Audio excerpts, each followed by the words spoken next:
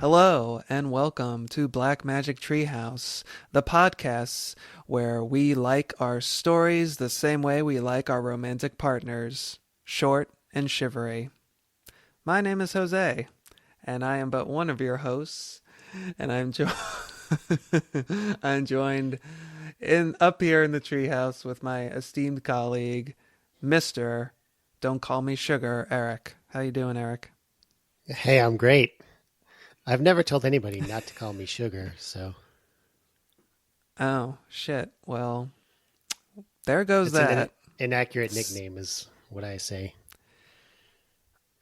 I wonder how accurate it was for all the people who, purportedly touted that as their nickname slash middle name slash whatever you might want to call it. It's like, how many people, like, can we get this on the record? Exactly how many people have called you sugar, either explicitly or implicitly? Can we Is this can we get a yeah? citation on that? I was going through, as I am wont to do, I was going through old yearbooks on archive.org the other day, and I was saving Oh little my. ones. I was saving some pages from it because I thought they were pretty funny. Um, would you let this is let me see. This has nothing to do with the book we're going to Now's as talk good as about time as today, any. but Hell no. But this is the podcast of tangents. this is from the 1972 South Windsor, Connecticut High School yearbook. And this is maybe my favorite entry in I don't remember doing this in my high school yearbook, even senior year. But I assume some schools still Mm, do this where they have like the person's name and then it'll be like ambition, pet peeve, favorite saying, what right. extracurricular things they're in. And my favorite was one Audrey Nelson, ambition, Kami Pinko, pet peeve, daughters of the American Revolution. And her favorite saying is kind of anticlimactic because my favorite part was the ambition part. But favorite saying, well, you only live twice. Hmm. Yeah. Not quite as thematically consistent with the first two Yeah. selections, but wow. It's fun to That read is through something these and special. just, And they printed that. yeah, but for some reason, she did not show up on picture day. So she was on the page of like all the seniors Uh, not pictured. And then it has all of their information. Um, but it's fun to read through old yearbooks or even modern ones, I guess, and kind of imagine like the characters that these people would be in, the Fear Street high school book of their life. all right.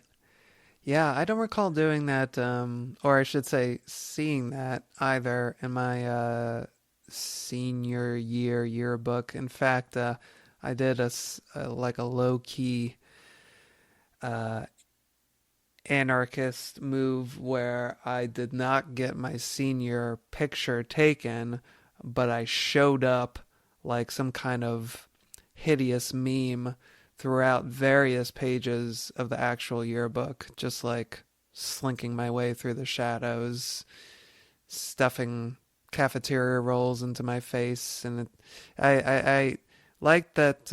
I like the air of mystery. I think that it generated. It's like, who was this person? I'm only known as a caption. I'm not known as a senior proper in my senior year yearbook. So, um, I guess you could, on the one hand, it's like, oh, that's sad. I don't have a nice picture, or memories, but I kind of like the way it all turned out in the end. I'll say. Yeah, you will say. So anyway, I did very much enjoy that tangent, so thank you. I would say it was You're welcome. short and just a bit shivery to bring it on back to the topic of today's episode. Speaking of, perhaps shadowy folkloric figures, our book slash series, although we're just focusing on the first one in the series, spoiler alert, is a series that started with a volume entitled Short and Shivery 30 Chilling Tales. And this is a book of folklore, folks. These are not original stories. We're not in the kind of garish, goofy vein of Fright Time or scary stories for sleepovers or what have you. This is digging around in historical archives, musty, dusty volumes of forgotten lore, and picking out the creepiest ones and refashioning them for a middle grade audience. Um, so before I get into my whole thing with this topic, Eric, just to clarify before we proceed, was this anything that you had previously heard of or were at all aware of? And if not, what maybe just to give us a little taste of a terrifying taste, to quote the last volume of the series. Um, and I feel like we touched on this before, maybe, so hopefully we're not uh, retreading on too much ground here. What books of folklore do you recall poring over in your youth? Well, going through it, I read the first one, and a couple of the stories were familiar to me, I think, just from other sources. Um, Folktale books that I would pour over. That's a good question. There was a time that I got interested in fairy tales, which I may have said this on the Are You Afraid of the Dark episode already, was because of that episode where Bobcat Goldthwait was the Sandman. I know I said that because you did your Bobcat Goldthwait impression. I'll pause for you to do it again. Hello. That's my Bobcat Goldthwait impression. You know, What? when you just like bump into him on the street. It's like he's here in the room with us right now. Um, yeah, so that Hi, I'm Bobcat Goldthwait. in that episode they talk about, it wasn't really the story itself so much as like in the preamble they are like talking about how like, I don't even remember if they name a specific fairy tale or if the writers just made this up, but they're talking about a fairy tale where like, because you know Frank or whoever is like, fairy tales, those are for babies, and then one of the other, you know, Betty Ann or whatever is like, no, there's that one where the guy chops up the children with an axe and then he like spreads the blood all over the prince's lips so that when the everybody wakes up in the morning, they think the prince ate the children in the night and that kind of stuff. So that kind of opened up a whole world for me of scary fairy tales. And I remember going down, like, I remember a volume that I had not previously paid attention to as a tough boy who didn't want to read girly stuff. We had a volume in the basement, a big, thick collection of fairy tales with a picture of Little Red Riding Hood and on the cover being, you know, seduced by the big bad wolf. I mean, you know, Mm. being a maybe seduced isn't the right word because I don't want people to think it was like a bestiality book or something, but being Well, I think there's waylaid. a Freudian case for that. Yeah. I read a whole book about what was that called? I read a whole book about like the various permutations of Little Red Riding Hood over the years and like what they say about, you know, Mm. where we're at with feminism and things like that and how the story has been Hmm. twisted and recontextualized over the years. That was an interesting book if you're interested in fairy tales. But for folk tales specifically, obviously there was scary stories to tell in the dark was usually a collection of like different folkloric sources. Um, I don't really remember too many specific ones. I mean, I guess urban legends are kind of a form of folklore. We've talked about those on this show before too. And then I feel like I remember more stuff in like college. Like there was a book, I went to Columbia Mm. College in Chicago, which had Chicago has the Harold Washington Library. It's like 7 stories tall. And I didn't like my roommates, so I would just kind of go hang out there sometimes for like a full day. I remember they had a book called The Screaming Ghost and Other Stories by Carl Karmer, Mm. um, which had a permutation of one of the stories that is in Short and Shivery. Um, the end. Well, that is both like a really cool title for a book and a really cool name for an author, Carl Karmer. I like that. Um, Yeah. what? It had really good, cool illustrations Huh. too, if you ever find a copy of it. Oh yeah. What vintage was that book? Like, was it an older volume It was or from fairly recent?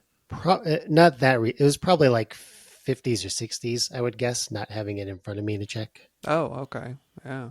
Nice. Yeah, I noticed. I don't know how much I read through these as a kid when I first got this book, which I'll get into in a little bit. But the author of the Short and Shivery series, or I should say the folklorist, the reteller, Robert D. Sansucci, or Succi, I'm not sure how you pronounce it, but I always said Sansucci. He includes very detailed story notes, or I should say source notes, at the back of every volume, explaining which volumes of folklore he obtained these stories from. And it is interesting, like I said, as an adult, I don't know if my eyes would have glazed over these as a kid. But it is kind of neat seeing how, for some stories, when he initially came across them, like there's one Native American story here, The Hunter in the Haunted Forest.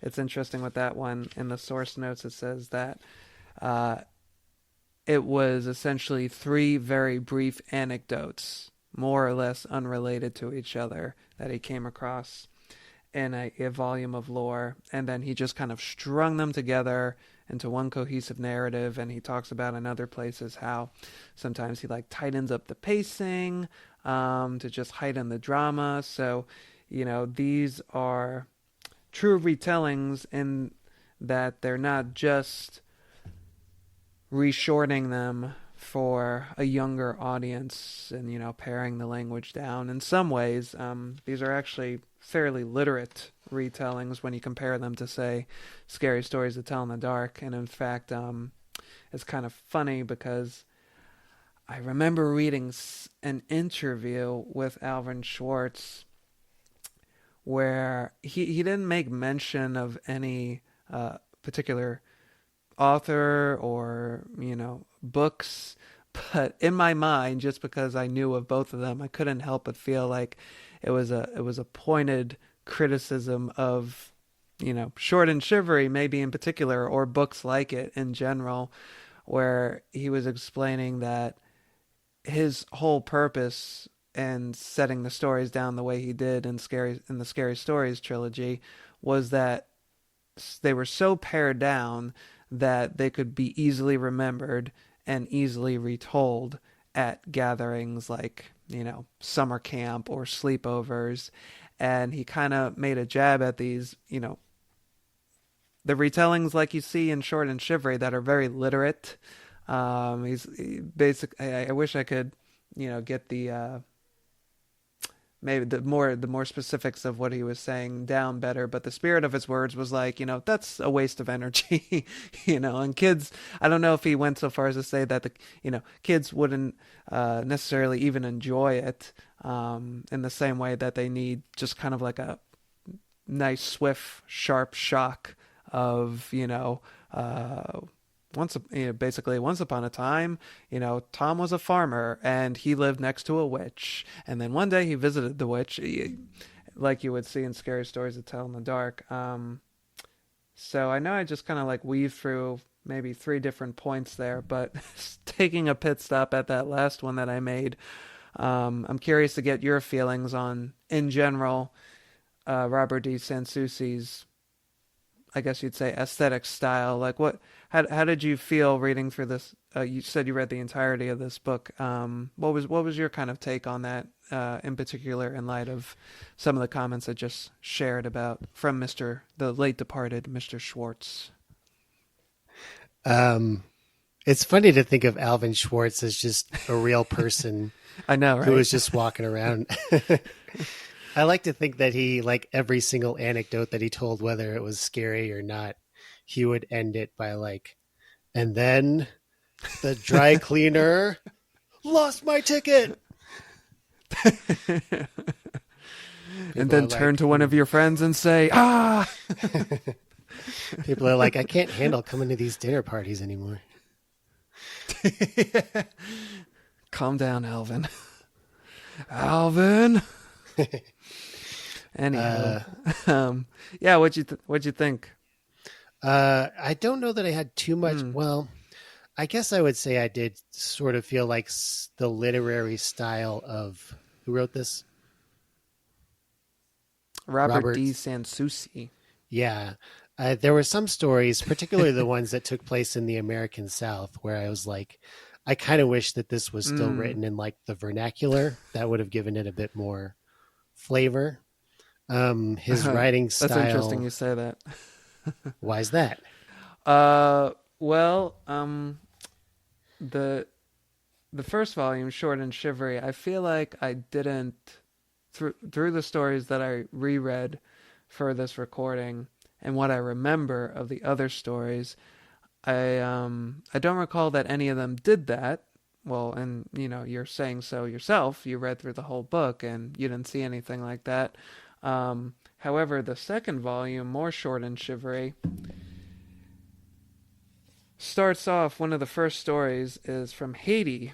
And it's called the Duppy, and it does something that I don't recall any of the other ones that I read doing, and I'm not sure if I enjoyed that, because let's see. So Jubal is the name of the boy, our hero in this story, and his aunt passes away. And when the characters speak to each other, like the members of his family speak to each other, it's in vernacular, which I find Uh interesting oh. because, yeah, exactly. All through Short and Shivery, we go from like Russia to the American South, as you said, England. I mean, that kind of goes without saying, colonial America. Um, and yeah, there isn't any like there's no apostrophes ending words earlier than they would normally. To denote, oh, we must be in this place. But that's not the case in the Duppy, um, because we have some dialogue that starts off, Jubal is coming to his mother to ask, the Duppy, what is this? What is this piece of folklore? What's that Duppy? He asked his mother. Something you don't never want to meet up with, she told him. Something that can take hold of you if you're not careful, or if you don't believe. It a ghost, but not a ghost, his father said. Everyone have evil in him, but when he alive, his brain and his heart control that evil. After the spirit go away, that evil part be left behind. If it don't have nothing to keep it from doing whatever it want, it go out into the world where it do terrible things. Sound like an Adam Sandler character. Yeah. So yeah, Hola, I mean, hola, maybe we, yeah, pretty much. Call the zoo! All the people at the zoo are very nice, Penguin. They'll treat you real respectable like. That was my, I don't know what was worse, me attempting to read that in, like a Haitian patois, or just the fact that it was written in that way. I mean, I think I gave justice. I think I did it justice, in the sense that it was like, wow, Sure.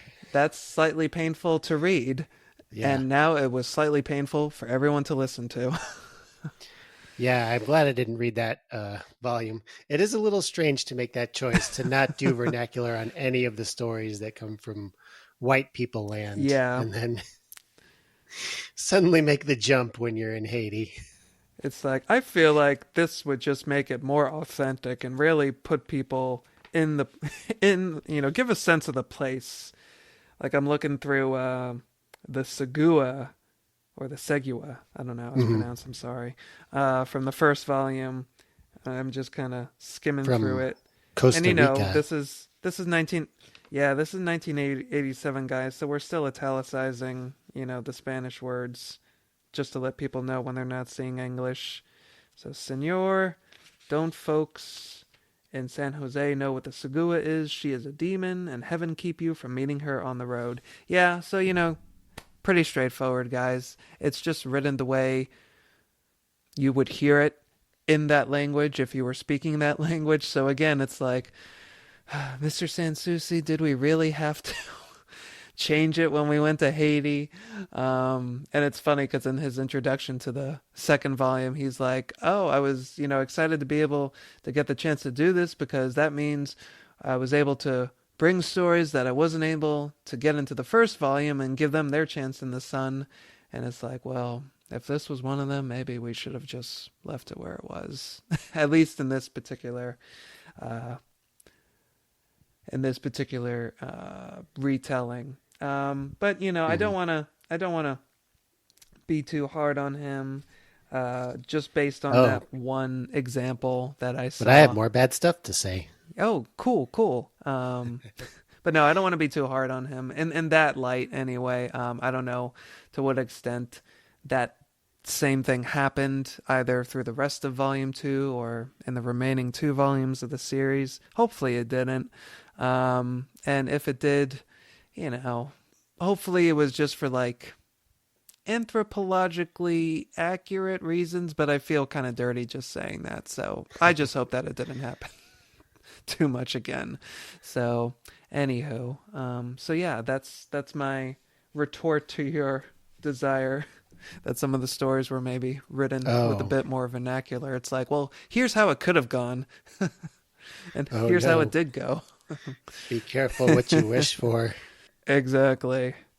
But thankfully, that none of that happens in the first volume, which is going to be take up the width and breadth of our review for this episode. So we lifted the veil, we showed you the screaming horrors that lay on the other side, but now we're going to drop that curtain and walk slowly and silently back to the volume at hand.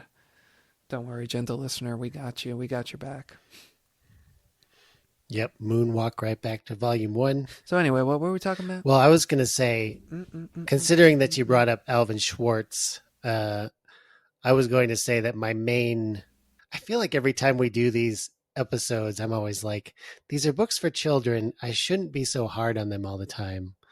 But at the same time, I'm an excessively negative person. So my main takeaway from these books, Oh, hey, there you my go. main takeaway is that I think comparing these to Scary Stories to Tell in the Dark series, which I would have been reading at the same age that I would get a book like this out from the library had I seen it. Um, these stories, by comparison, feel very neutered, if I can say that without offending all of the dogs and cats out there. And it may have just been, I was curious what your take on that was because I was wondering if I was projecting a little bit unfairly. And I'll tell you why. The first story in volume 1 is The Robber Bridegroom, which is adapted from a Grimm fairy tale.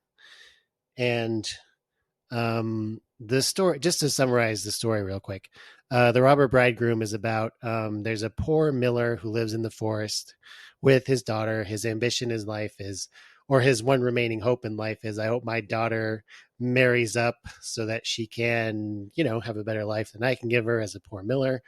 And then a guy happens on by bombing around in his very fine clothing, clothing of the finest materials, a gentleman's clothing. And he's like, hey, man, your daughter is hot. Can I marry her? And the miller's like, you look like you're rich. Go right ahead. So the daughter goes back to the guy's den. I forget, she must go there without him because she gets there and she meets a maid who lives there, like an old lady. And the lady's like doing all this housework and stuff. And the lady sees her and she's like, don't trust this guy. He's a murderer and a thief, and he leads a whole band of murderers and thieves. He's not rich. That stuff he's wearing, he stole from people. And then she tells the daughter, like, go hide behind those barrels, and you'll see all the proof you need that this guy is not who he says he is. So the daughter hides behind these barrels, and in the Grimm fairy tale, what happens is she witnesses the band of marauders coming home with a young maiden, and they proceed to murder her and chop her up into little pieces. In this story, I think what happens is that they just come home and they're like, look at all this gold we stole. And they put it in like a treasure chest or whatever. So she's like, aha, they are thieves. And then, anyway, the end of the story is like, and then we invite them to a dinner at my dad's house. We say we're going to feed them, and then they sit down, and I forget what the exact mechanism. There's some trap at the end where she reveals to everybody like they're murderers and thieves. Let me scroll through the book and see if I can remember it. Yeah, what I think it was a ring, right? A ring from the previous victim, because Oh, he's made a right. habit of. Yes, you are correct. Yeah. And then, okay, so she recounts the story of what happened, but she tells it as if she saw it in a dream. Um, and then the thief is like, "Silence! How dare you say that?" Um, and then, yeah, she shows everybody the ring, and then the guests at this banquet all seize him and turn him over to the king's soldiers, and they hang him for his crime. Anyway, that's the story of the robber bridegroom. But the point of divergence there is that in one version, which is the Grimm version, there's a horrible murderer where a young woman is hacked up to pieces. And in this version, that gets removed completely. So I think it kind of left a bad taste in my mouth that I may have unfairly projected Mm. onto some of the following stories. Like, what did you cut out of this one, D'Soucy, my mortal enemy? Sanssouci. Yeah. How do you feel about that? Yeah, I do think that's fair. Because as we And said, also, these uh, s- just real quick, by comparison, the Alvin Schwartz stories never pulled their punches with regard to gore. They were very much like, no. and then this guy got dragged along the ground until his feet burned off and he just had bloody stumps. The end. Good night, kids. Yeah, exactly. And that's, and speaking of fairy tales, I think that's why, in addition, of course, to Stephen Gammell's brain melting illustrations and paintings for that book, I think that's why, to Schwartz's credit, and going along with his, folklorist philosophy that I quoted inadequately from that interview before, I do think he has a point, not just for the purposes of being able to share these stories and retell them with ease or relative ease, but something that I think is a special quality of the original fairy tales, Grimm or otherwise, is that, it's funny, you see on the internet all the time, the, it's like every couple months or years we have this realization again that, oh my god, the original Grimm fairy tales were some sick stuff. Here's a list of 13 of their craziest moments. And it all sounds pretty horrible, but the thing that I think really powers them forward, the thing that I think really sticks with people, is not necessarily the fact that they're gore fests in the traditional sense of them or the thinking of them. I feel like they're very much akin to something like the Texas Chainsaw Massacre, where you're kind of filling in a lot more than you realize you are. Because, especially in the fairy tales, I don't think it's necessarily I think it's a combination. It's partly the incident, it's the thing that is happening, but I think 60 to 70% of the power or the effect, the power of the effect that's happening on you is also the delivery. And it's the same delivery that Schwartz had in Scary Stories to Tell in the Dark, where it's just very almost matter of fact. It's very blunt. And then it just moves on to the next order of business. And that's what I think really gets people. And I think that's what really riles them up or impacts them with the fairy tales. It's not just that, oh my God, in the juniper tree, the stepson or the wicked stepmother lures her stepson to look at the bottom of the treasure, of the trunk to get, the gold or the fruit or whatever it is. And he looks in and then she slams the lid down and his head comes off. And, it's like, wow, that's very shocking. but it's not like it's going into extreme detail and saying, oh, the rusty lid sliced through his, neck and the blood was pouring everywhere. They just literally describe the incident in the barest terms, more or less, that, oh, she closed the lid and his head came off and then she disposed of the body and threw it in the stew. And, it's like, it's just within two sentences. But the fact that it's so brief, it's like, ooh, really grabs you by surprise, and your mind, the gears in your mind start working through those two sentences. And like I said, filling in a lot more than I think people realize, and they end up thinking that, oh my God, the fairy tales were these blood drenched fables and parables, but really, it was just that they were very blunt, they were very direct about the good and the bad things that happen to heroes and villains alike. What say you to that?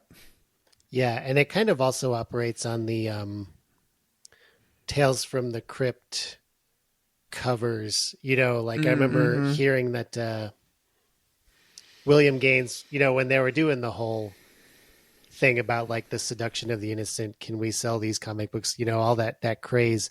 They had the cover that they held up with the woman's like severed head Mm-hmm. being held up in frame, and like you can see behind like her headless body on the floor.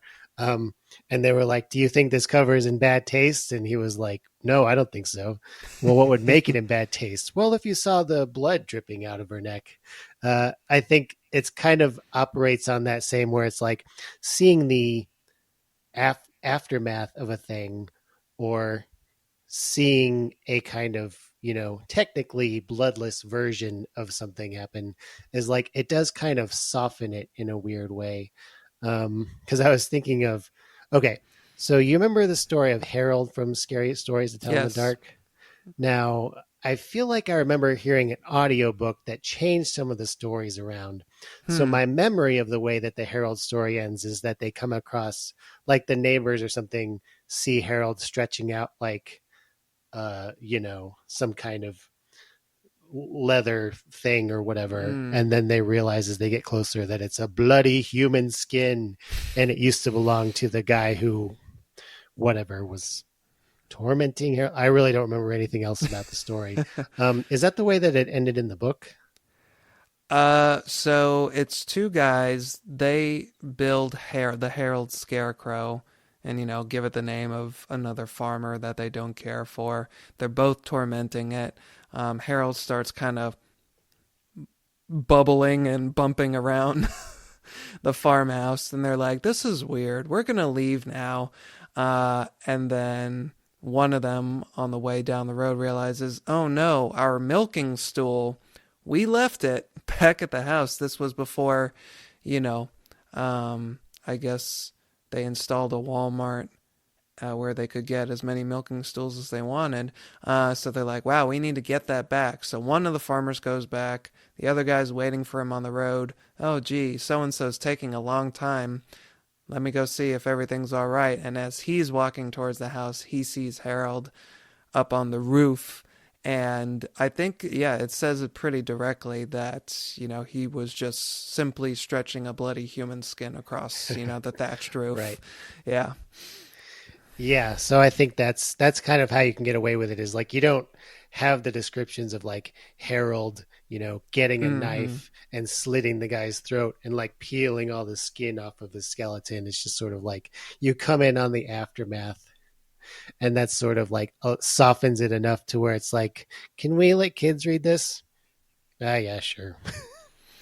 Why not? Why not? We're not sharing all the gory details, just a little itty bit of them.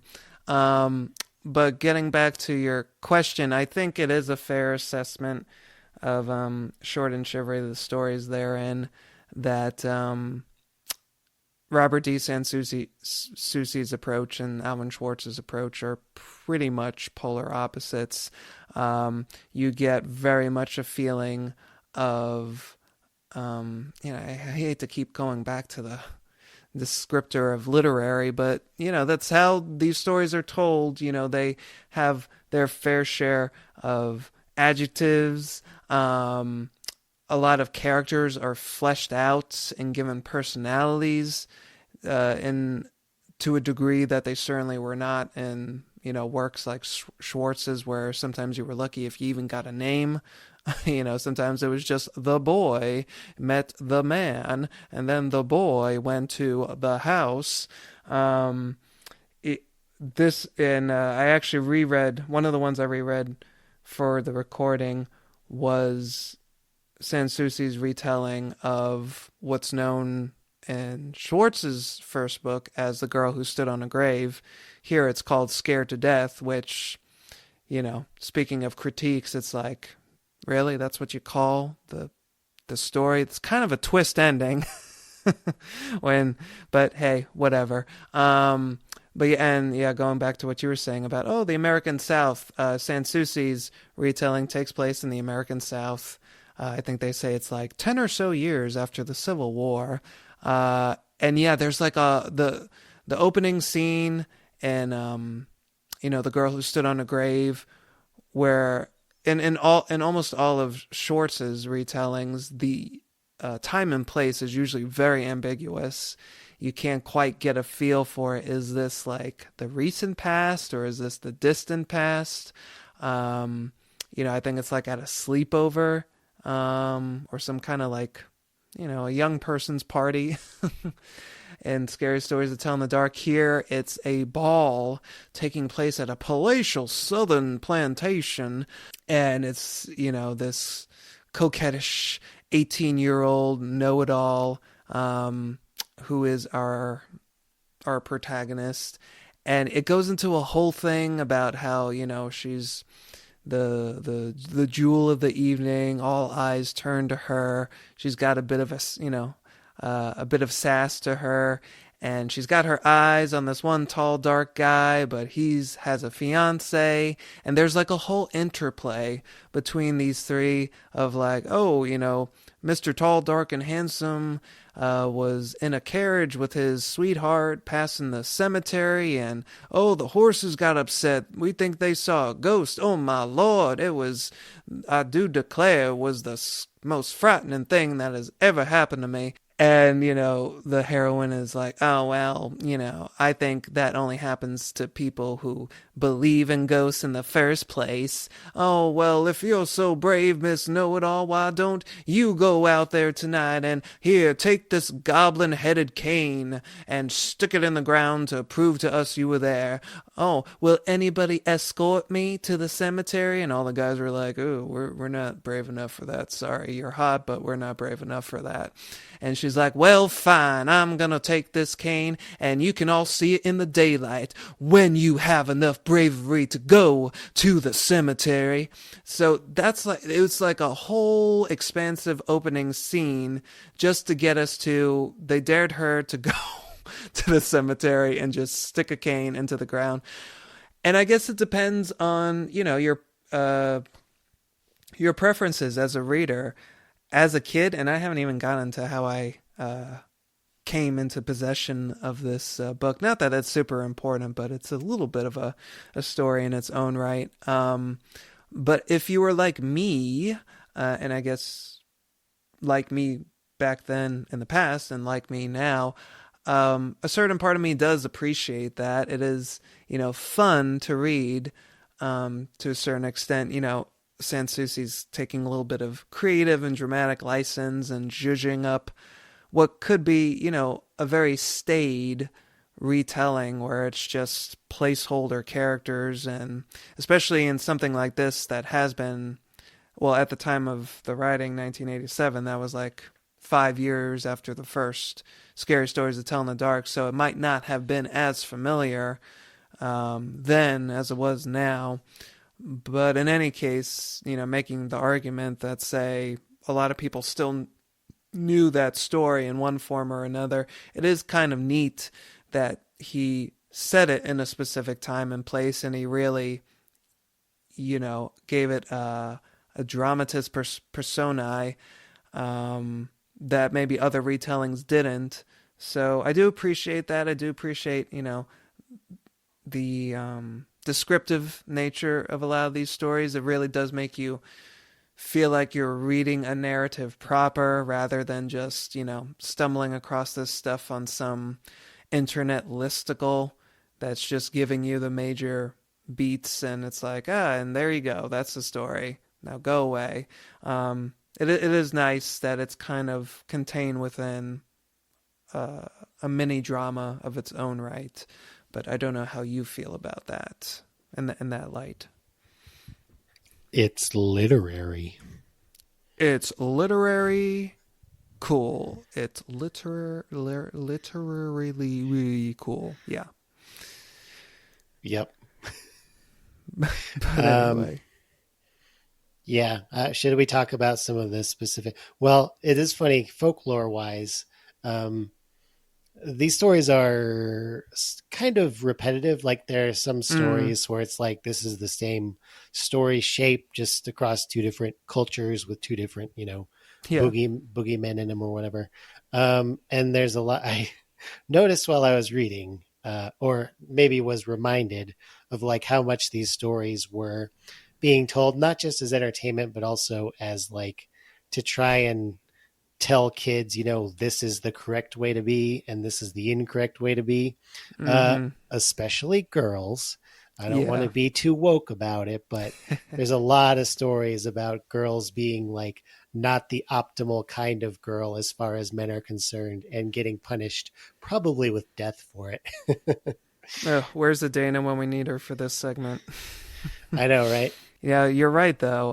And I didn't really realize that about how often the ladies are punished in these stories, which is kind of the opposite of, you know, um, what you might see, going back to like Tales from the Crypt or, EC Comics in general. They certainly had their share of villainesses, but more often than not, I think it was, these cads and these, roguish males as opposed to, you know, the softer sex. But yeah, here it's like, you know what? They suck. They can't get anything right. They're too selfish. They're, you know, well, I guess that's really the biggest sin. They're just too selfish. Uh, Too selfish, too lazy, yeah. too much of a flirt, Mm, hmm. all that kind of stuff. Yeah. Do you want to talk about any, or do you have any larger points to make? I was going to ask if you wanted to get into any of the specific stories that stood out to you. Yeah, I think that was my largest point of distinction with this volume or volumes. Just that particular aesthetic approach to the telling of the stories. So yeah, we can dive into some of these bad boys proper and individually. Yeah, I feel kind of I guess bad I should have because dived into I one of them. Go I ahead. don't want to get on. Is it Sansusi's? I don't want to get on his Yeah, case. Sansusi. I don't want to just be like, he's a terrible writer. But honestly, most of the stories that I remembered that stood out to me are ones that's like, oh, this is familiar. I've read this before. And less because Mm-hmm. of like the way that he told them. I'm sorry if you're listening, Sansusi. I don't mean to be too much of a dick about it.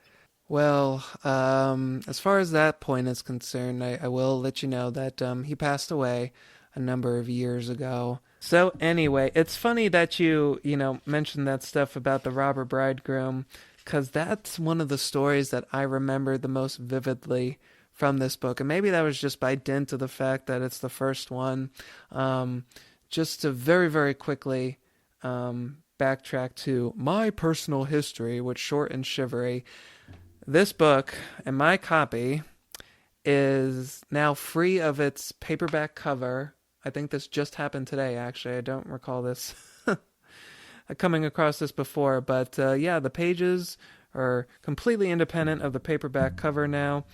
Um, but this book was my final direct purchase from the Scholastic Book Fair when I was in elementary school. This was the one and only book that I purchased in fifth grade.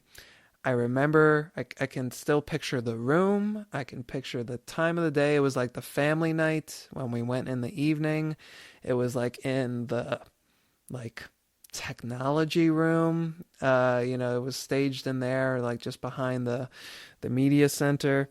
And I remember just standing there amidst the shelves, looking around, and this book was on the bottom shelf of one of the shelves.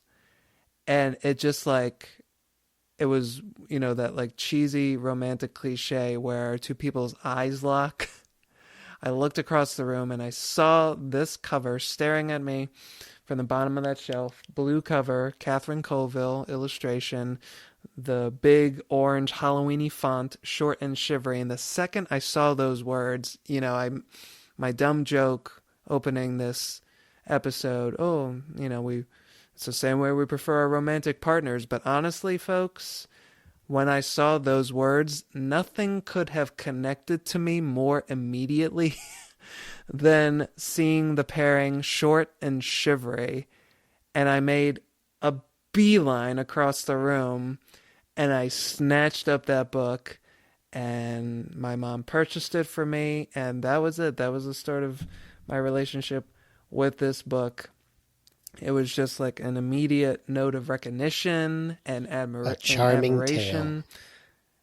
tale. A charming tale in its own right. And yeah, I tore through this thing in the days that followed during fifth grade. And yeah, I remember, like, I don't know, it does seem funny now looking back on it and hearing your criticism of the first story. It's like, oh, I don't know, it kind of creeped me out, as a fifth grader, just hearing the very minimal description that, oh yeah, they're a band of thieves and murderers, but just the whole premise of this entrapped woman being down below in the cellar while she hears these marauding jerks upstairs stomping around, getting drunk, demanding, the robber bridegroom is, where's my bride to be? It did come across as kind of scary to me.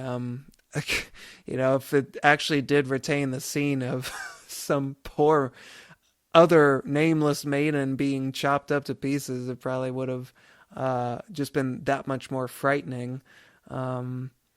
But yeah, I always had fond memories of that one. I guess just because it was also so unique compared to the other stories. Like there's that whole plot point of the parrot that's hanging around, and like, I don't even remember. It's like, talking in annoying rhymes. And the old woman herself, she, is a previous victim, basically, of the robber bridegroom who blinded her and has since kept her as his housekeeper.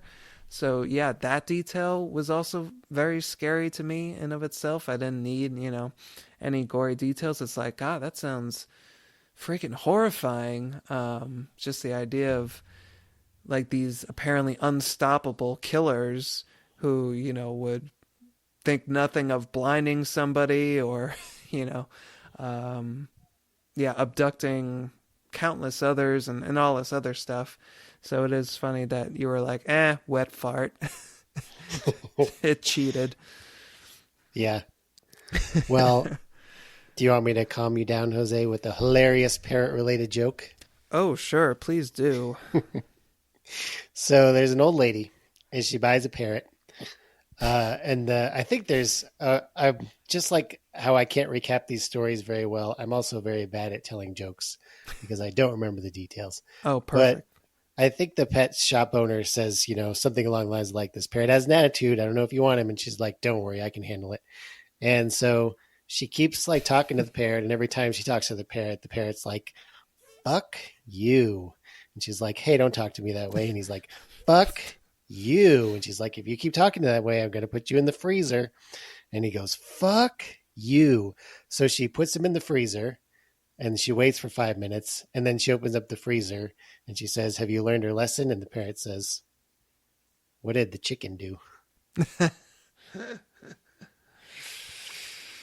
That's good. So That's good. I'm looking at the table Kind of of a contents. Clean, tidy ending.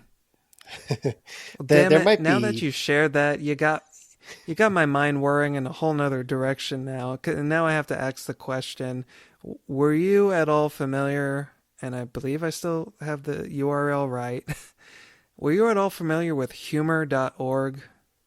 Was that something Not that I recall. that you ever trawled around? No.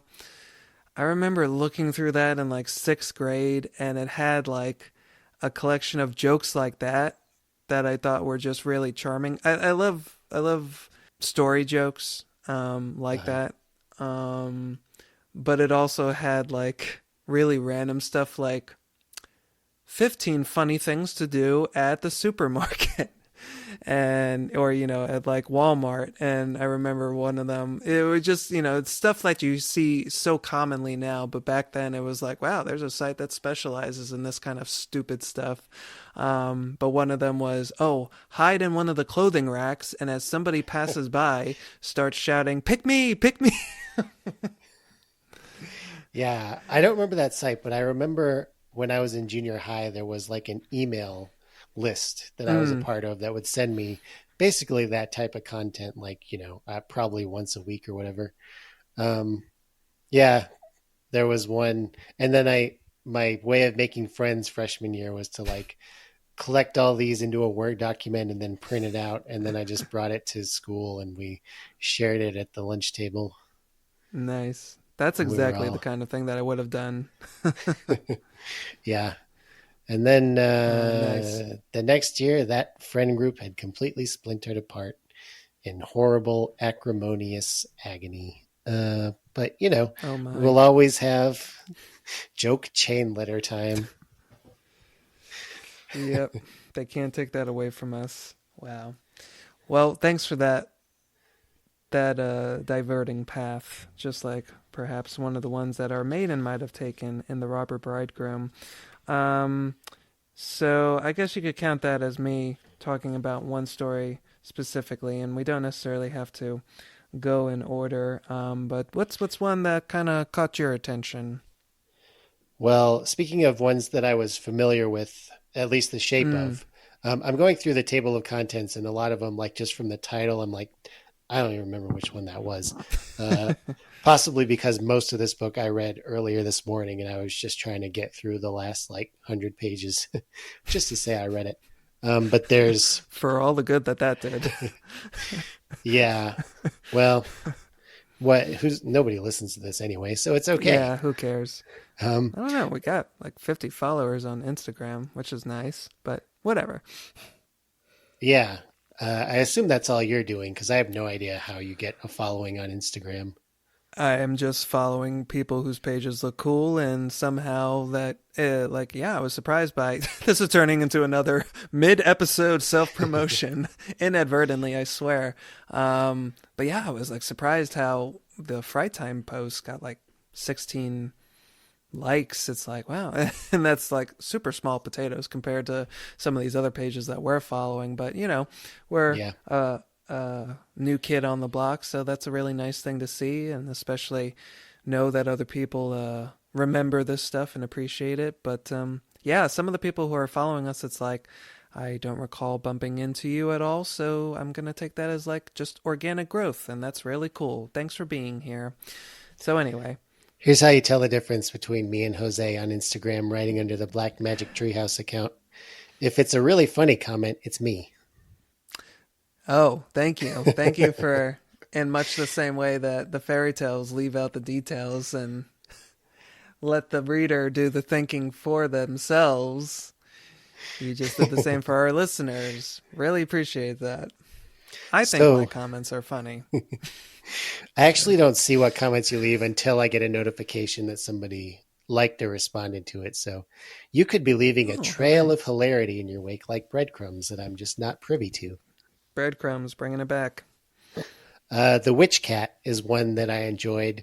But like I said, that was Mm-hmm. one that I was already kind of familiar with because this one's from Virginia and it feels like kind of a variant on the story that is his name W. Earl Brown, the guy who created the Waltons and started out on the Twilight Zone Oh.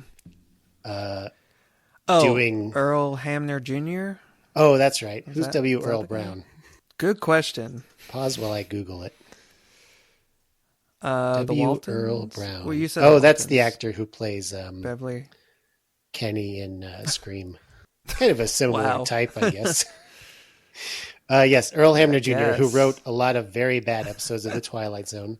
I think sci-fi was just not Oh, I'm his so glad thing, I'm. but Yeah, so glad I'm not the only one who thinks that. oh yeah. Sorry, but yeah. Did he write the Bewitching Pool, the last episode? Oh my God, my sister liked that episode, and I'm like, what is the matter with you? Yeah. That is one of the worst. Ugh, It was a bad so note. I don't obnoxious. think it's as bad as it's called like Black Leather Jackets or whatever, which is about a gang of Fonzies who are actually like aliens who want to take over the world or something. I But it is a bad I note don't for the think show to I've go out actually on. watched that one. Yeah, Yeah, I don't think I ever actually watched that one because I'm like, I can't bring myself. I know what I'm getting into. yeah, it's pretty terrible. But anyway, he did Yeah. write maybe one of two like good hour-long episodes. Is he wrote a one called, I Mm. don't remember if it's Oh, called yeah. just like Jespel or like the Tale of Jespel or whatever. Yes. But that's where No, just Bell. what's her name from Forbidden Planet is like a Southern belle who wants to put a love spell on somebody or something. Anyway, it's this the same kind of And tale. Francis stars in And Francis, Forbidden Planet. Whoa. Thank you, Rocky Horror. Rocky Horror Picture Show. All right. Anyway, that's Yep, that. coming to my aid. It's not exactly that story, but it's similar. It's about a witch lady, and then Hmm. she's seducing some guy, and then also simultaneous to that, all my chickens are getting eaten. Oh no, that's how they sound in Virginia. I wonder if these two things are related. And then chops off the attacking, hides out in the barn, chops off the cat's paw, and then finds the witch lady, dead with her hand cut off next door or whatever.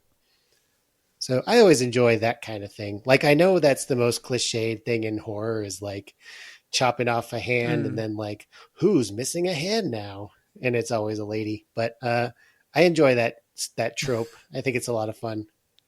Yeah, I think I remember a different story from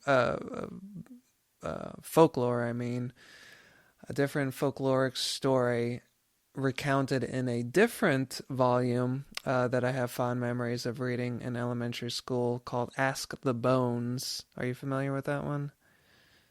Nope. That's a really good one. I feel like it's, well, possible source material for a future episode, but just to put a pin in it here, I think that one is a good marriage, a good middle ground between what Sansusi's doing here and, like the Schwartz approach, where it's literary, but it I feel like some of the stories I reread in Short and Shivery, in spite of the title of the volume, they sometimes feel a little overlong. It's like, I feel like, we could have trimmed this down a bit.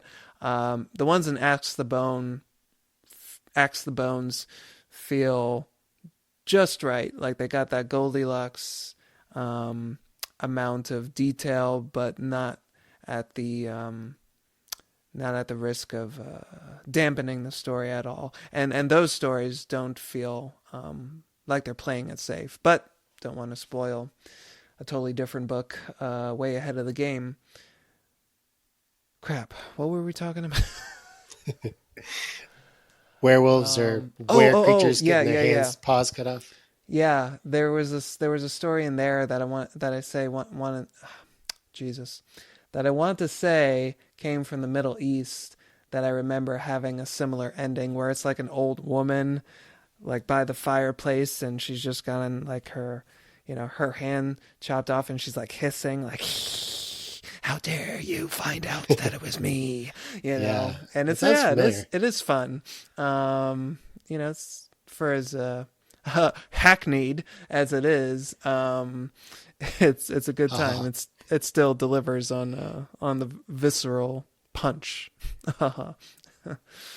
Yeah. But yeah, the witch cat.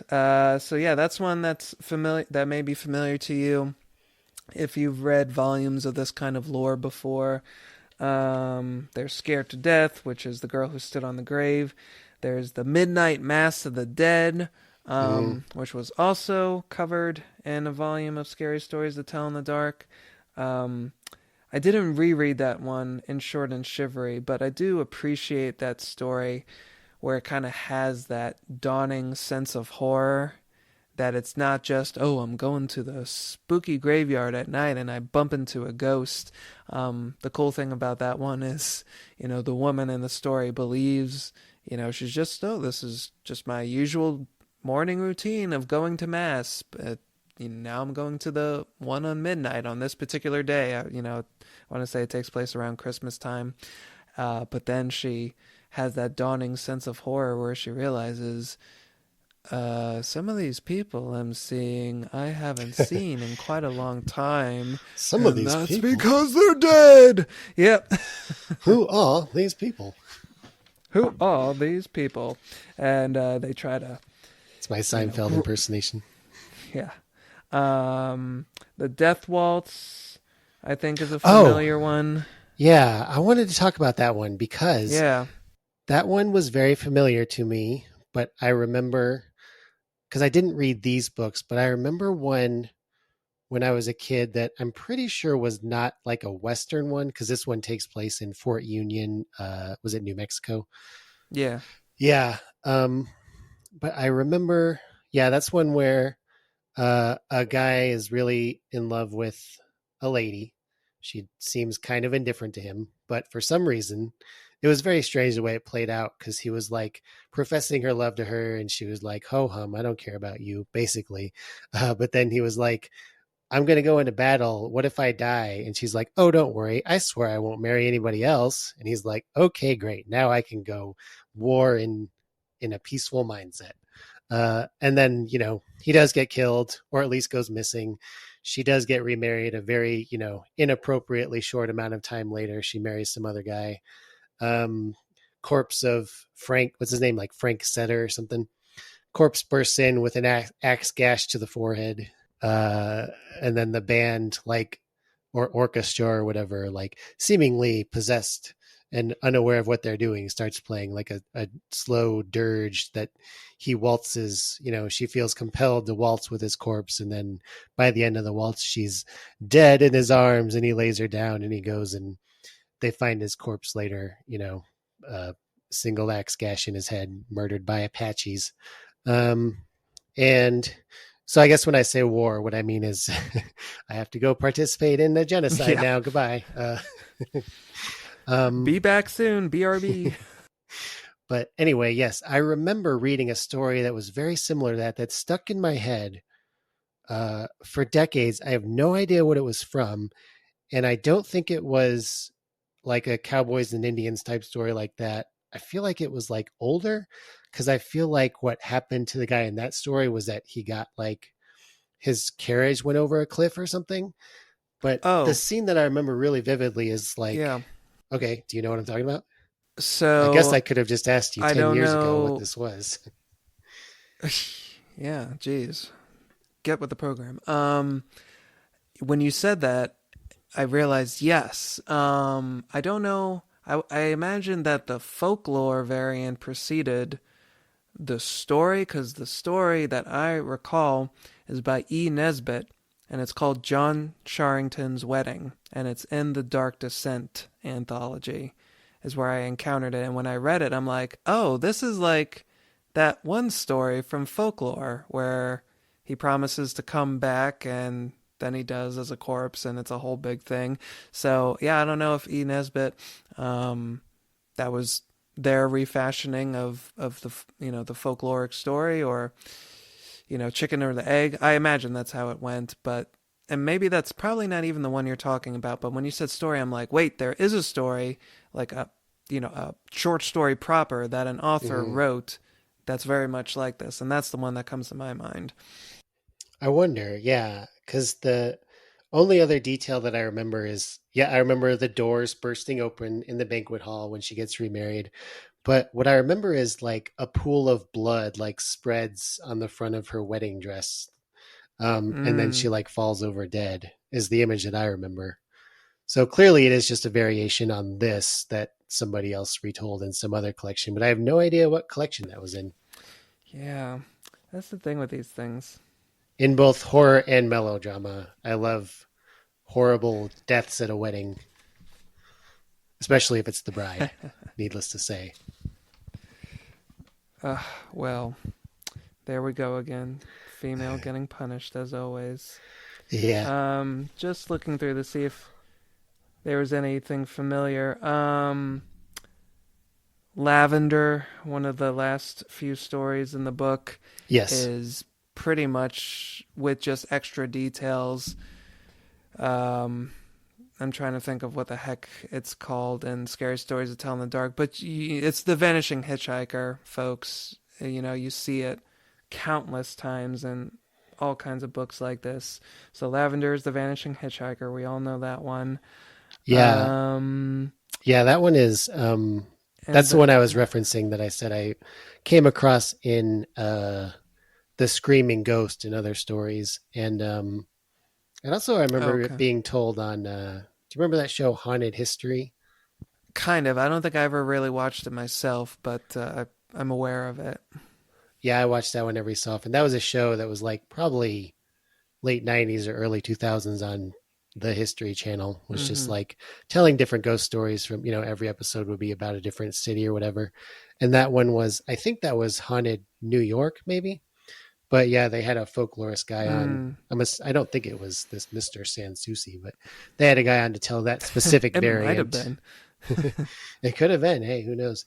And Yeah. yeah, so he told that story, and that was one of my like, before ASMR was a thing. I had that clip from YouTube that I would play over and over again because it was like a nice, relaxing ghost story about Mm.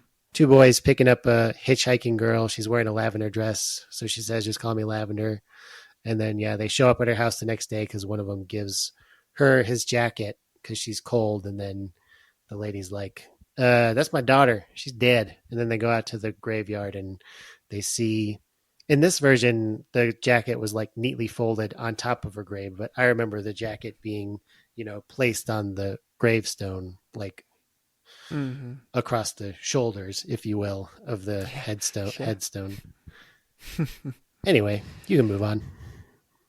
Oh no, no worries. I can understand why that story in particular would kind of feel calming because it's not overly horrifying. It is kind of calming in a way. It's like, well, we've had this eerie encounter, um, but it's almost like a Good Samaritan story, you know?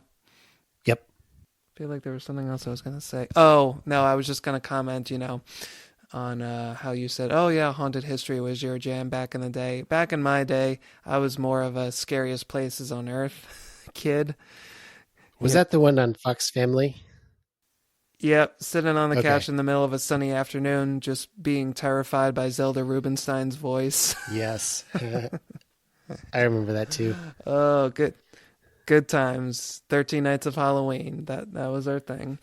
So interestingly, there are two entries in the first short in Shivery that are actually adaptations of literature in the same way as Yep. the great illustrated classics, whose name I kept forgetting and changing in the Fry Time episode.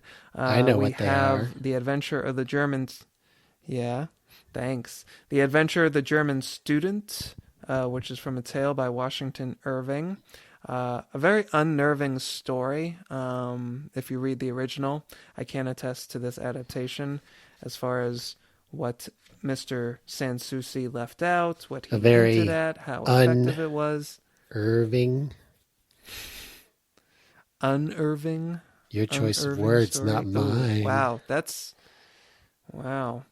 pretty. That's a deep cut right there. Nice job, nice job. And then the other one is, a story from Nathaniel Hawthorne, his most terrifying, Lady Eleanor's Mantle.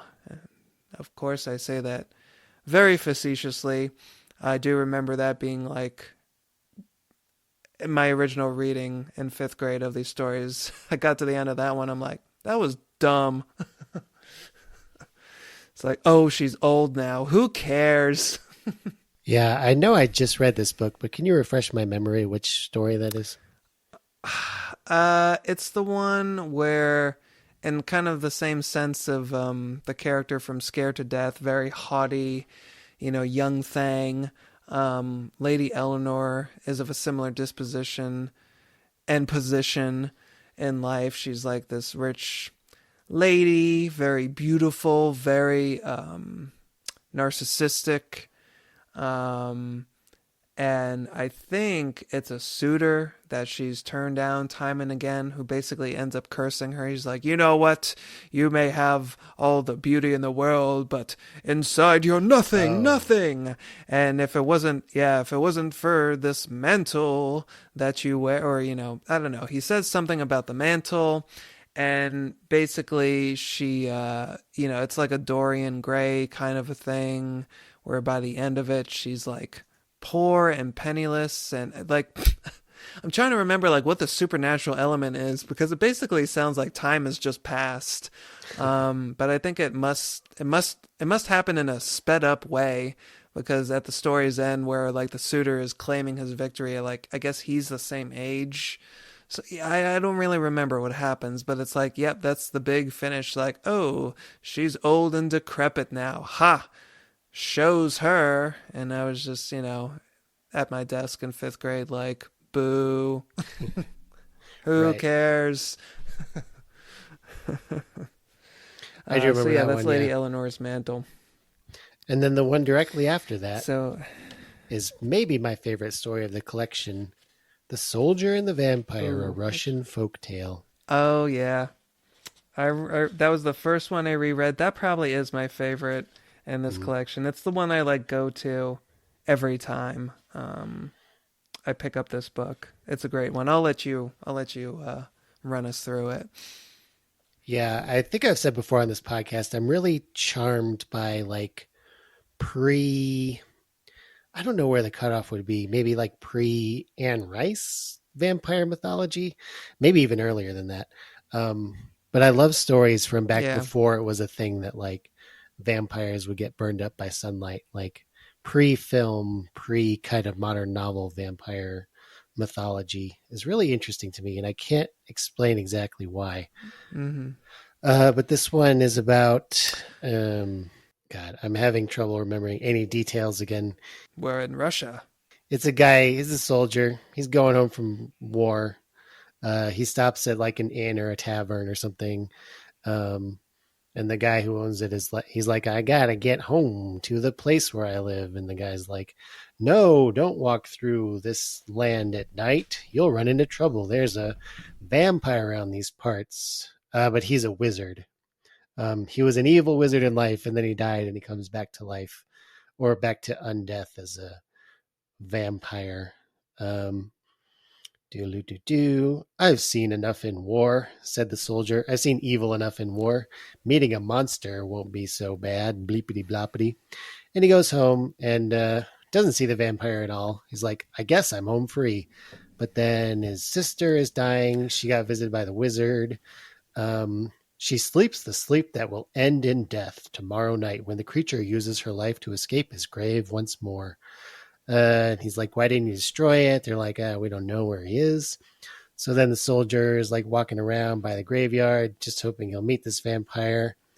Um, he meets a shadowy figure on the road. He pretends to be a wizard himself, so that this guy will think of him as a compatriot and not a victim. And he asks, like, how do you do this whole blood thing, wizard guy? And the guy's like, I'll show you. Doopy doop boo boo. They go into a clearing, back to his grave. I don't know why they take him back to the grave. I don't think it has anything to do with, because the wizard just says, well, what I do is I drink from this flask. This is the girl's blood. He takes out a small flask of blood and he's like, this is her life. And if I drink it tomorrow at dawn, then she'll die and I'll get her life and I'll keep living on, boopity boppity. Yeah. And then he's like, I know you're not a vampire like me because you're asking too many questions. And then they fight. The The soldier is swinging his blade around because it says something about, like, the only thing that can keep a monster at bay is cold steel. They fight until the dawn comes up. Um, Light of dawn touches the tips of the tallest trees. Vampire falls lifeless to the ground. Uh, Soldier grabs the flask of blood, builds a pyre, and then all these little insects and snakes and lizards and toads and such start crawling away. And the soldier remembers, I have to kill every single one of these, or else the vampire can escape if even one of these things gets away. So he burns all the things, and then he takes the blood back, brings his sister back to life. And the village was never troubled by the vampire again.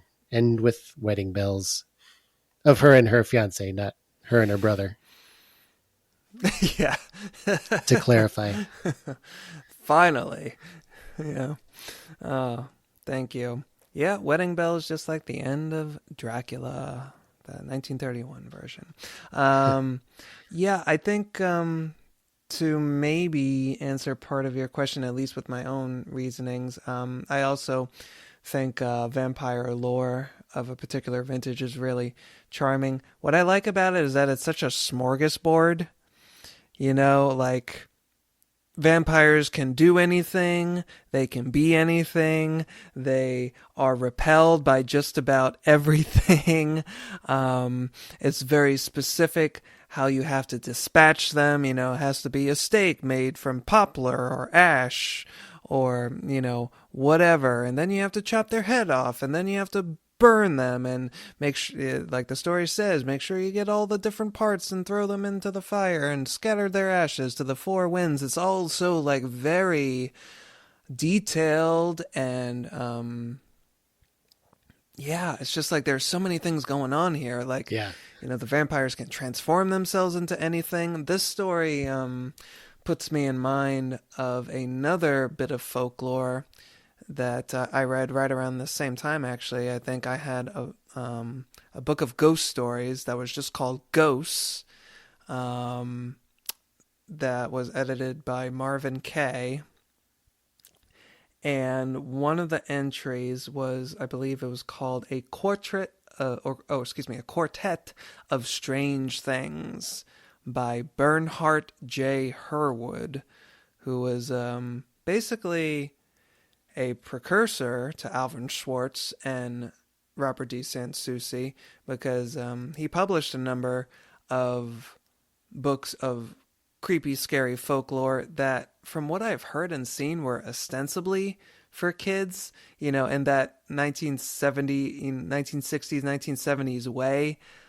It's hard to, it's hard to see now in hindsight. It's like, were these supposed to be for kids? Because they look like they could have just as easily been for adults. Like, the delineation was not as clear back then for certain works as it is now. But I guess this was like a sampler from maybe one of his books that was reprinted in this Ghosts anthology. And one of the entries from the Quartet of Strange Things, it's funny, I think Robert D. Sanssouci actually retold two of the four in later volumes. And it's kind of funny because I'm saying, oh, this one reminds me of one of them, because it's also a vampire story. It's are you familiar with the name the Crogland Grange vampire? Nope. No? Okay. Yep, the Crogland Grange vampire. It's kind of a similar story where it's like, yeah, this wizened, desiccated corpse of a vampire that is plaguing this one family.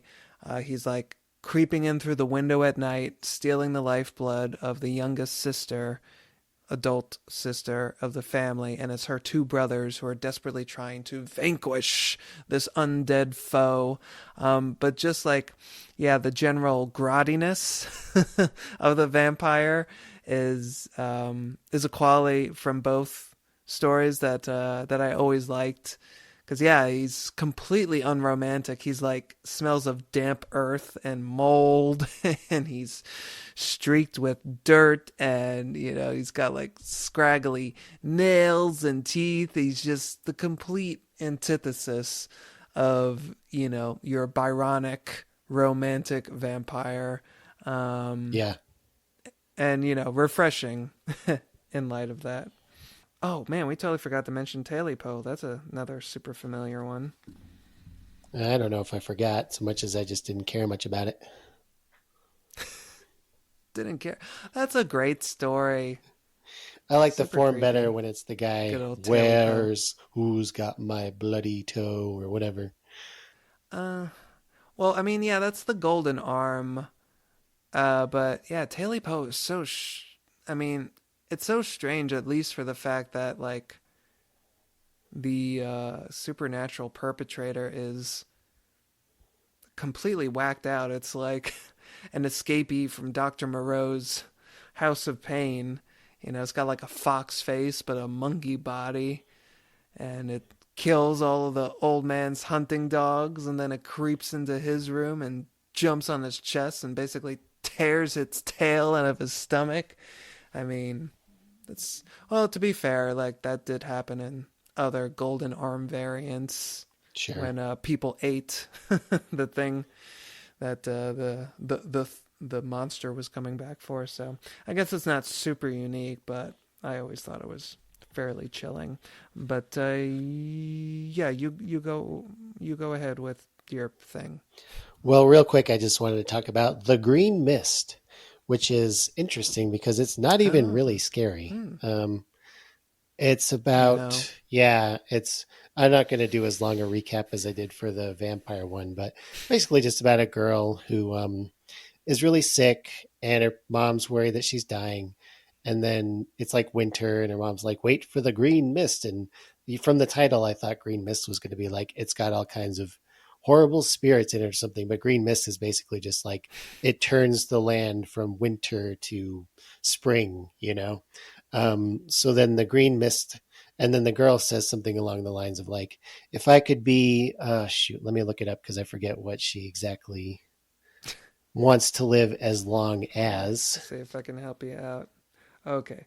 Oh, if I could only live as long as one of those cowslips or cowslips Right. that grow by the door each spring, I swear I'd be content. Hush now, child, hush, her mother cautioned. You don't know who might hear you say such a thing. Because the old woman knew that there were always bogies around, wicked goblins who made mischief and grief for their human neighbors. It's funny, and thinking back on the story, I always thought it was fairies. I thought it was the wee folk Mm-hmm. who made her wish come true. But I guess it's bogies, excuse me. Yeah. I mean, it's not something that the fairies wouldn't do, but Exactly. yeah, she seems to get better with the advent of spring, but she has this, what seems like perhaps a superstitious idea that, like, if anybody does anything to those cowslips now, I'll die too. Like, my life is tied to those. So her mom's all like, okay, I won't touch them. And cowslips apparently are fragrant yellow blossoms for anybody who's just picturing like cow's lips blooming out of a stem of or something. But yeah, that one ends with a guy who means well, a guy who wants to make her a crown of flowers, but of course he picks the cowslips, and so he brings them to the girl, and she's like, "You've killed me," and she falls over dead. So that one's a melancholy one more than a Oh, scary idiot. one, but maybe just because it was kind of a change of pace, that one stood out to me. Hmm. Now you talk about whatever you want to talk Yeah, about. I.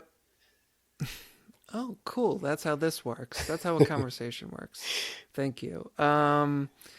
That is admittedly another one that, as a dumb fifth grade boy, I was like, boo, bogeys and flowers. This story sucks. Yeah, I probably would have been the same way if I read this as a younger, as a in a younger man's clothes, but I didn't. So Mm-hmm. that's my opinion. Yeah. And I guess, it has shaded my opinion of it because I'd never really have gone back to reread that one, just like I didn't go back to reread it for this episode. Um, but just a few others to close us out. I really appreciate the inclusion of some of these because even though Eric mentioned how there's a lot of carryover A lot of tropes that show up in one variation or another throughout these stories, especially when it's like a story that's predicated on the righting of a wrong. Um, those kind of all have the same tenor to them, the same kind of arc. But some of these are pretty interesting. I really liked Billy Mosby's Night Ride, just because I always Yes. appreciate some New England witchcraft. Yeah, that one was a Um, good one. Although I was definitely picturing Bill Cosby the whole time my instead of God. Bill Mosby, which did not enhance the story really. Oh my God. Yeah, Billy Mosby in the story is a young lad who gets who gets voluntold to basically. Well, it's funny. It's the warlock at the center of the story, Francis Wolcott, who has an amazing name, and I love how Robert D. Sansucci refers to him by his full name, like every time we see him. It's like, said Francis Wolcott. It's like, we know. You've already told us who he was. And then what? And then, do you know what Francis Wolcott did? Well, he picked up Bill Cosby, by his suspenders and threw him on the back of that horse.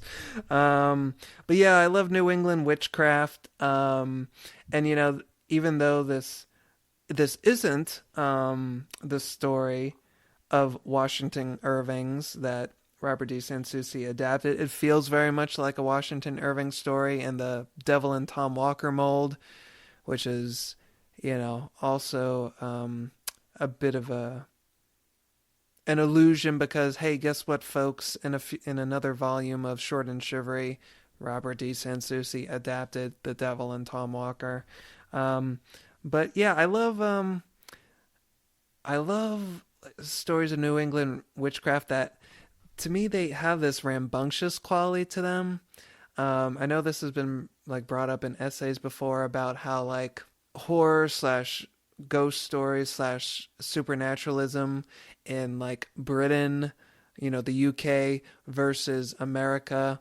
I feel like maybe the introduction to the Dark Descent brought this up, or maybe it was American Supernatural Tales. It was one of those damn things. But talking about the relative youth of America as a country compared to, the British Isles, and how they have a lot more antiquity. It's always like these spirits rattling around in chains. Things like that, runes, going into the more folk horror vibe. Whereas in America, it's like, well, we kind of had to build our own. There wasn't much here already. We were too busy committing our own, historical horrors at the time for us to rely on them for the sources of our fictional hauntings. Um, so I always appreciate stories that have that kind of rough and tumble early America quality to them. And here, yeah, Billy Mosby is a young boy. He goes on a night ride. It's just totally charming. Francis Wolcott, the warlock, conjures 13 night riders from hell from basically these little bales of hay or oat straw, I think it's called. Um, and yeah, Billy Mosby gets thrown on a horse, and the Night Rider, the creepy detail too. When the Night Rider's horse gallops across the countryside, it's completely silent. I thought that was kind of an eerie touch. It's like, ooh, that's weird to picture. Sure. I thought so, I didn't and care it's about my this part. story until the end, which I thought was nice and creepy. Well, I mean, yeah, it is nice and creepy, but I think what precedes it is pretty interesting. Nope. Well, whatever. Okay, folks. I like the You want to part ride this where horse? Billy How about I super Mosby. glue you to this horse? There. What a warlock. Oh my Well, god, magical powers. he's hellishly magnetized to the horse. I mean, that's like something out of a nightmare. I guess some of us are just immune to those kinds of scares. But yeah, no, I thought that was super charming. And then yeah, basically a Knight Rider slash Satan himself comes to claim Francis Wolcott, the warlock, Mhm. at the end of the story. And Billy sees his face in a flash of lightning, and his face is the color of raw meat, and he has two eyes like burning coals, and there's a great stench of sulfur. So all of that good stuff in that there story. Two stories I'll kind of encapsulate. I'll lump them together. Is Knuckle and Boneless. I thought those were really interesting. It insofar as they're very different monsters than what you see in your typical book of scary folklore for kids. Knuckle, speaking of horses, apparently looks like a rider upon a horse, like when you see its shadow or its silhouette. But then you come to find out that it's like this big, stinking gob of a aquatic mammal of some kind, and it's got like two different, the rider part and the horse looking part are like, it almost sounds like they're two parts of the monster's body that act independently of each other, and it's got like yellow skin and black blood that courses through its throbbing veins. Yeah. Yeah, it's really disgusting. I think it also said that the human head is like 3 times bigger than a normal human head or something like that. Yeah, like I could not get a handle on the proportions or just what this thing looked like. It's just a mess. Um, and it is kind of funny for all of like those gross, horrifying descriptions. The way the monster actually acts in the story is kind of like very non-threatening to a degree, because somebody comes across it on a road and it's just kind of like flippering behind him, kind of like a leopard seal on land, like, oh, like I don't think Robert D. Sansucci actually says anything like that, but for some reason that's the image I had stuck in my head, that this guy's trying to like ignore this abomination behind them, and Knucklevy's just behind him like, oh, I'm gonna get you, I'm gonna get you. And the guy's like, no, I'm not gonna look at you, I'm gonna jump into this lake over here. And Knucklevy's just trying to get him with its weird, gross, bulbous flipper, like, oh, get on back here, get on back here now. So it's like equal parts hilarious and horrifying. uh and the monster in Boneless is more or less the same thing. It's basically a big old blob that no two people can agree on what it looks like. And I thought that was kind of an eerie touch, because there's one moment where a farmer thinks he's killed the thing or it by throwing an axe at it, and like him and two or three buddies are in the process of burying it, and even as like they're all standing around, the ditch, the pit together burying this thing, none of them can agree what they see. I thought that was almost kind of like a bit of a cosmic horror vibe popping up in, antiquated folklore, which was kind of unexpected. Totally.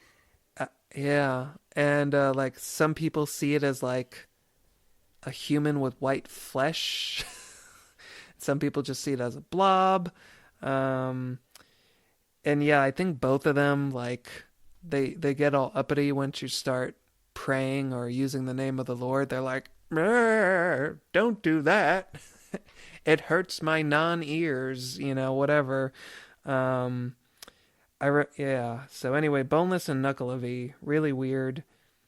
And then slightly more traditional. It's not the last story, but the second to last story I thought was a lot of fun. I've mentioned before that every now and then, I guess it just depends on my disposition or the type of story being told, but I like usually when you add a little adventure to the horror stew. So the second to last story is The Goblin Spider, which I guess you could say is reminiscent to me of like, the ancient myths or epics Greek mythology, like Jason and the Argonauts, where it's basically a hero traveling to a desolate location and they have to do battle with a giant horrendous beast. In this case, it's a goblin spider that's like all white and gross and it bleeds white blood.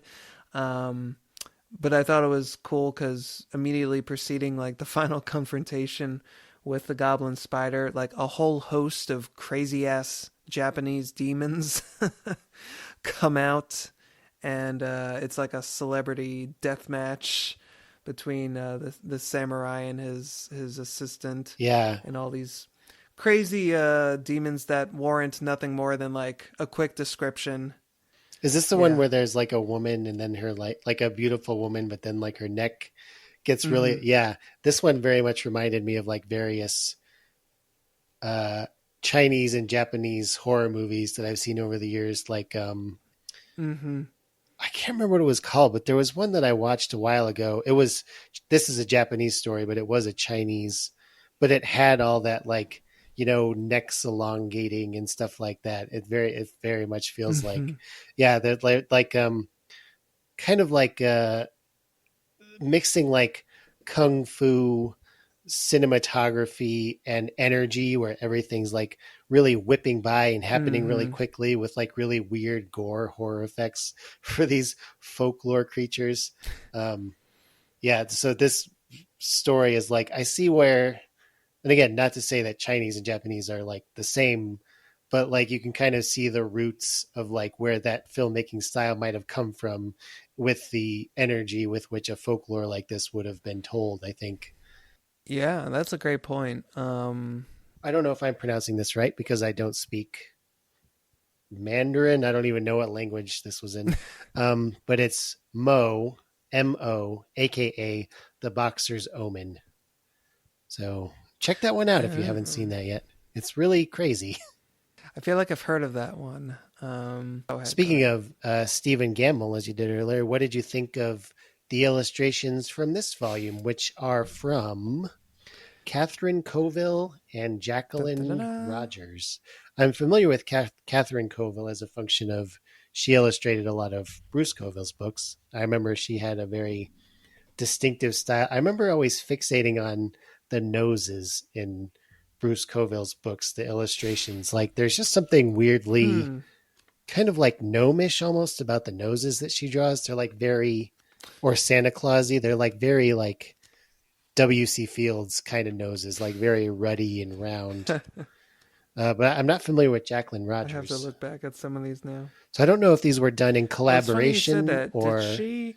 if it was like a switch off, like one illustrator did this one and then another illustrator did that one. Oh, see, I'm looking at.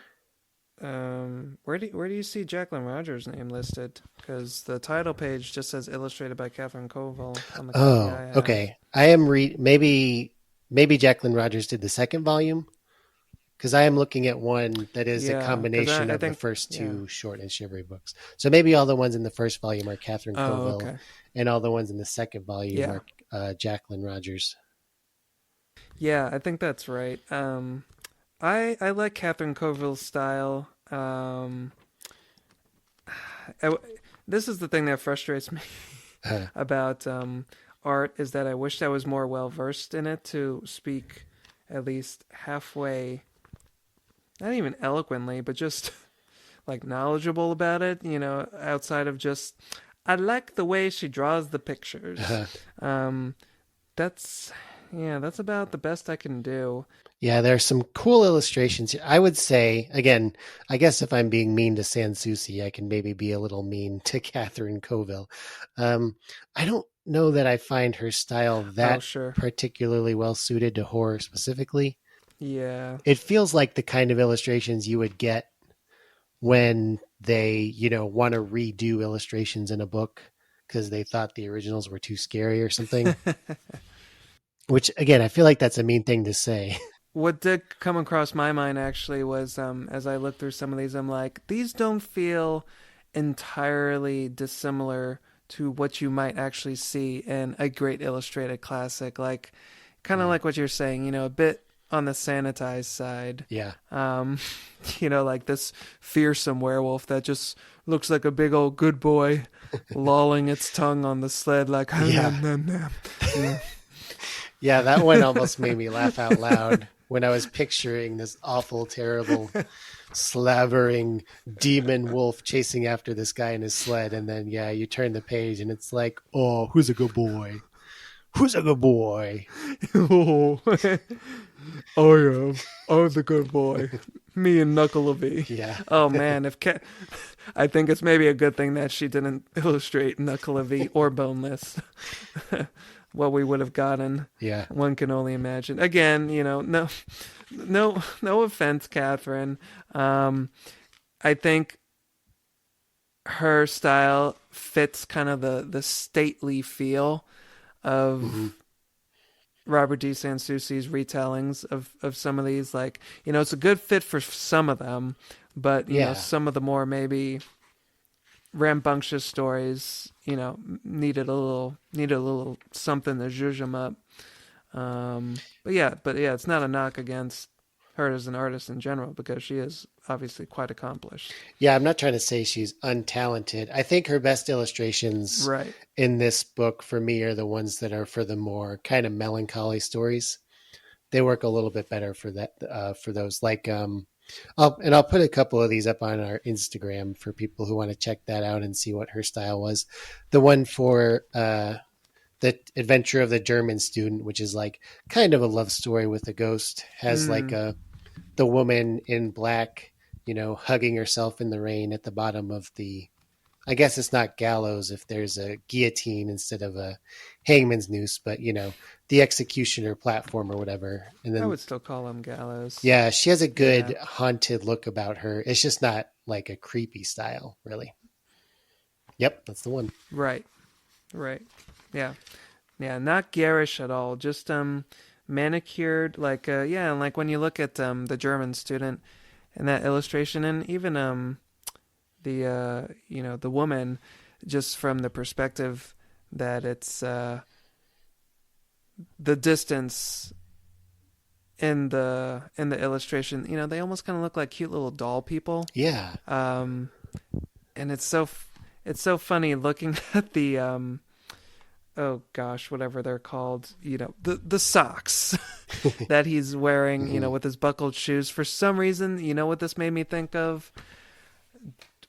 I went through a president phase as a kid, like in third grade, where I just became really interested in the lives of the presidents All right. and, to a certain degree, other historical figures. I loved as a kid the books by David Adler, a picture book of George Washington, a picture book of Thomas Jefferson. Do you recall any of those by the name? Not by name. Let me look it up. That's what this makes me think of. Like kind of very docile illustrations. Especially like the ponytailed hair and everything. Mm-hmm. That's especially like what the illustration to the German student makes me think of those books I read as a kid. I came up with a book. This has David Adler's name Oh nowhere boy. on it, so I'm not sure what the connection is here. But it's The Legend of Naranja, and it's an orange Mm. with leaves. It's um, an orange in running shoes that's jogging with leaves for hair that I think is meant to evoke Donald Trump. Oh my god. Wow. Brave Books has partnered with Andrew Gamberski and Anna Paulina Luna to write The Legend of Naranja, a Christian children's book that teaches kids about the importance of doing the right thing. Okay, so it might be Donald Trump, yes. Definitely not the one I read as a kid. I can tell you that for sure. One of the users' reviews is, I feel moved to say, go Orange Man, and thanks for giving us your all. I'm trying to see if this Wow. is The canonically paths supposed to we be. go down. Is this textually meant to look like Donald Trump or? Okay. Here's a 1-star review. Political propaganda. Propaganda disguised as a children's book, a malicious attempt to get children whose minds are not mature enough to consider the bias of the author to believe the 2020 election was stolen. This kind of indoctrination takes place in North Korea and China. I am shocked to find it in the USA. Okay. So yes, this is that's so funny. I honestly thought that this was going to be a book like The Sticky Cheese Man or something, like a satire making fun of Donald Trump through this like little Tropicana guy with this crazy hair, but it's supposed to be venerating Donald Trump. But it's Wow. making him a literal This is like, orange. yeah, wow. This is like that bit you see in comedy sometimes where like I know they did it in The Producers where you see Nathan Lane turn to the jury of all the old biddies. At one point he's like, "Don't help me." It's like that thing. It's like Donald Trump. He just turns to the authors like, "Don't help me. Please stop." All right. A picture book of George Oh well, Washington. the paths we trod. Yeah, sorry for that. I have no idea Yeah. why that came up when I looked up David Adler. But I found a picture book of George Washington, and no, it still does not look familiar to me. So there you go. Okay. Yeah, they were kind of ubiquitous in my media centers growing up. But anyway, yeah, just the kind of same feeling, if not necessarily the same aesthetic or the same stylistic choices. I don't know. I just get the same vibe of like docility, if that's the right word. I might have just made it up. Anyway, yeah. So, this book was a pretty big part of my upbringing. I remember reading it a lot, and I think it has its good traits. I do want to oh gee, I don't know if I can do it in any way that wouldn't lead to me just repeating myself. I just appreciated. I appreciated what Robert D. Sansucci set out to do, and kind of building these like bits and scraps of folklore up into proper narratives with, for a short story, like a 3-act structure. Like I thought, if that's what he set out to do, he achieved it well in this volume. And whether, each individual story is to your liking, that's just, the gamble you place with any anthology.